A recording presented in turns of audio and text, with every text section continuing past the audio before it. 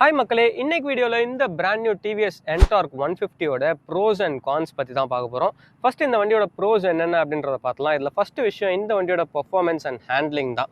ஒரு super light வெயிட்டான வண்டியாக இருக்குது அப்படின்றதுனால நீங்கள் சிட்டியில் ரைட் பண்ணும்போதும் சரி, ஹைவேஸ்க்கு எடுத்து போகும்போதும் சரி, வண்டியோட initial pickup, mid range and top and எல்லாமே வந்து டாப் நாச்சாக இருக்குது. ஒரு சூப்பர் பர்ஃபார்மன்ஸ் கொடுக்கக்கூடிய ஒரு 150cc ஸ்கூட்டர் அப்படின்னே சொல்லலாம்.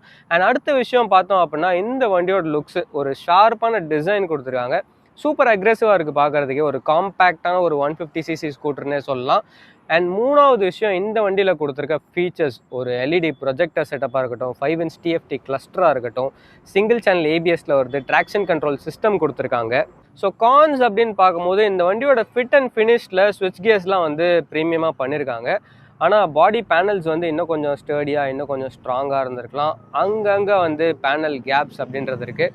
ஸோ அதில் மட்டும் கொஞ்சம் பெட்டர் ஃபோக்கஸ் இருந்திருக்கலாம்.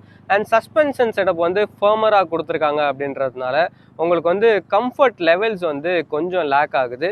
அண்ட் ஃபைனல் விஷயம், இந்த வண்டி வந்து செம்ம காம்பேக்டாக இருக்குது. என் ஹைட் வந்து 5'6", எனக்கு வந்து நல்ல ஒரு கம்ஃபர்டபுளான சூப்பர் ரைடிங் எக்ஸ்பீரியன்ஸ் தான் கொடுத்து. ஆனால் டாலர் ரைடர்ஸ்க்கு வந்து இது வந்து அந்தளவுக்கு கம்ஃபர்டபுளாக இருக்காது அப்படின்றது தான் என்னோட கருத்து. ஸோ நீங்கள் இந்த பிராண்ட் நியூ என்டார்க் 150 பற்றி என்ன நினைக்கிறீங்கன்றத கமெண்ட் செக்ஷனில் சொல்லுங்கள். பாய் மக்களே.